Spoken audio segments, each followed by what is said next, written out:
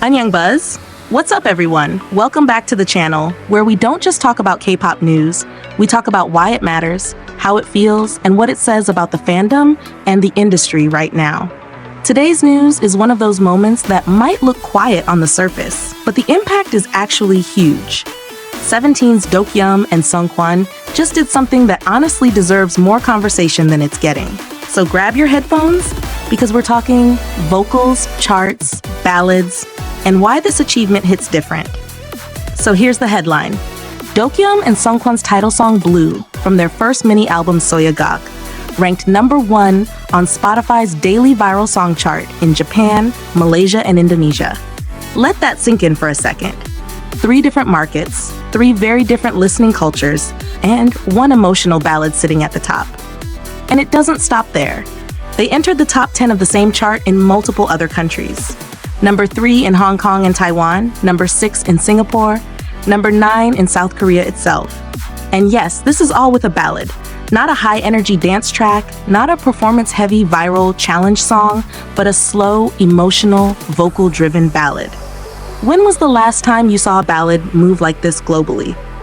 Now, some people might say, okay, but it's a viral chart, not a main chart.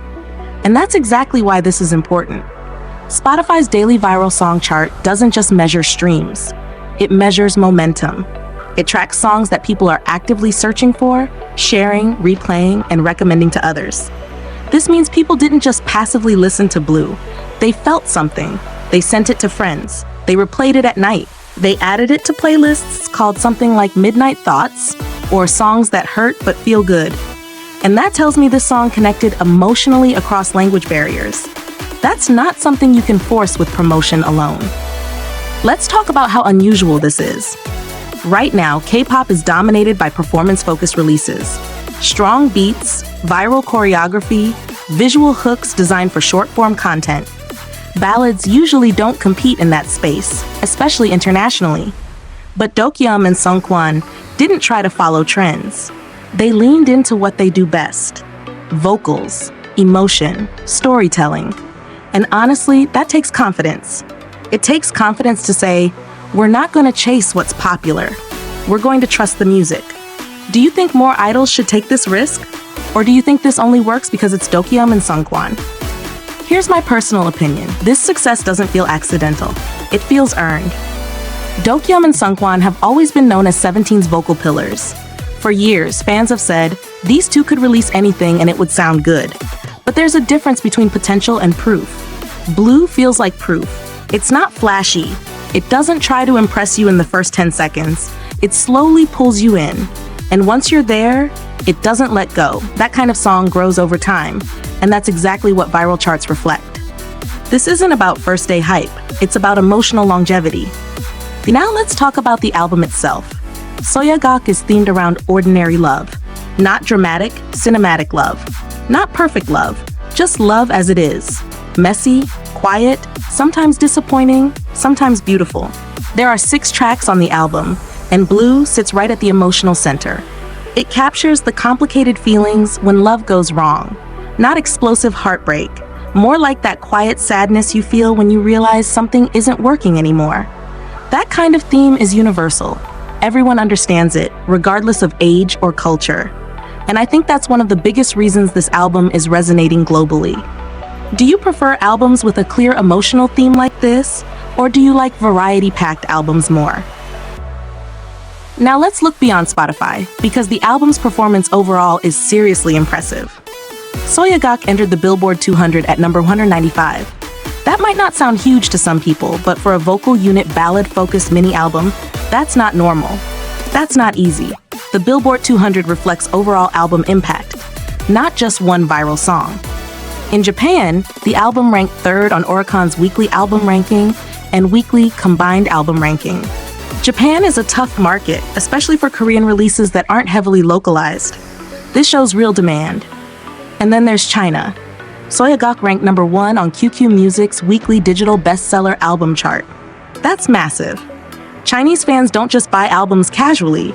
That kind of ranking reflects strong fan support and genuine interest. This isn't just one country carrying the numbers. This is global balance. I think this achievement says something bigger about 17 as a group. They've reached a point where subunits and individual members can explore different musical directions without losing public interest. Dokyeom and Seungkwan didn't need 17's full group power to make noise. They stood on their own identity as vocalists. That's the sign of a mature group. When individual members can shine without overshadowing the team and without being overshadowed by the team.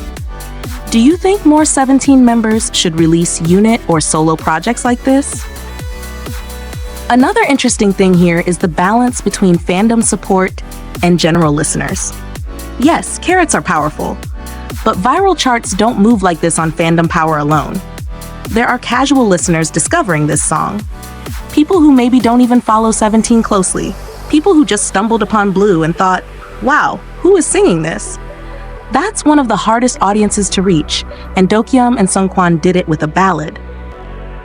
This makes me wonder, are we underestimating how much global audiences actually crave emotional, vocal-focused music? In today's industry, instant hits get all the attention. Songs that explode in 24 hours and disappear in 2 weeks. But Blue feels like the opposite. It feels like a song that will quietly stay on playlists for months. The kind of song you come back to when you're tired of noise. And honestly, I think that kind of longevity matters more in the long run. It builds trust, it builds identity, it builds a catalog that ages well. Would you rather have a song that goes viral for a week or a song people listen to for years? To me, Dokyeom and Seungkwan's success with Soyagok and Blue is special because it feels sincere. No gimmicks, no overcomplicated concepts, just voices, emotion, and honest storytelling. In an industry that often prioritizes speed and spectacle, this release reminds us that music can still be slow, vulnerable, and deeply human. And the fact that global audiences responded to that gives me hope for where K-pop can go next. Now I want to hear from you. Did Blue hit you emotionally, or did it take time to grow on you? Do you think ballads deserve more global spotlight in K-pop? And which 17 member would you want to see release a project like this next? Drop your thoughts in the comments. Let's talk, not just scroll. This is On Young Buzz, and I'll see you in the next one.